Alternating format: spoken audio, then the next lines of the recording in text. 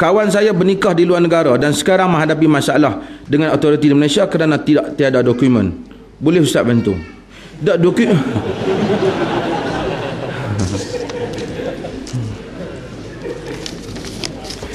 Bantu macam mana? Tuan-tuan, saya pun heran urusan agama ni. Kita nak mudahkan orang. Baru ni kita dah sebut tentang masalah nasab apa?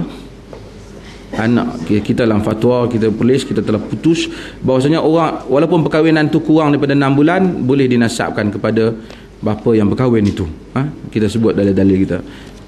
Nabi kata al-waladu lil firash, anak untuk suami yang sah yang menyetubuhi isteri, dan kita kemukakan ini fatwa Ibn Taimiyah, Ibn Qayyim, ramai Abu Hanifah sebelum tu juga, kemudian Al-Qaradawi pada zaman ni bahawasanya boleh dibinkan. Budak ni pergi sekolah susah dia sampai dah tua. Pasal apa yang saya ni bin Abdullah pak, aku dengan mak kau dulu jahat, nak bagi tahu je kat dia,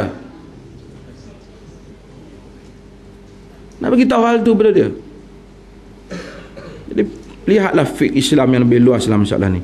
Jadi siapa yang tak boleh daftar dalam kes ni, insya-Allah polis akan gazetkan dia boleh daftar di polis. Bukan orang kata itu menggalakkan orang berzina. La ilaha illallah. Ini menyelamatkan maruah budak-budak dan maruah orang. Yang menggalakkan orang berzina ialah orang yang menyusahkan orang nak berkahwin. Orang yang menyusahkan orang nak kahwin. Sekarang ni kalau betul orang tu dah kahwin, bapak ni ada bukti, saya yang mengizinkan, pasangan ni pula pun ada, kan, saksi tu pun ada. Ada tu bawa ada saksi katakan saya melihat kahwinan ni, itu peranan dua saksi. Awak lulus kan bagi dia kahwin. Bukan syarat sah menikah itu mesti qadi setuju. Tak termasuk qadi menguruskan pendaftaran. Kalau daftar tak daftar pun sah. Kalau cukup syarat, kan. Sebab tu mudahkan urusan ni. Melainkan jika membabitkan hak dan seumpamanya, iaitu dia boleh teliti. Tapi kalau tak ada menjejaskan mudarat kepada mana-mana pihak, patutnya dimudahkan. Macam kursus perkahwinan juga. Kadang-kadang kursus perkahwinan ni macam-macam masuk. Benda-benda yang tak ada kaitan.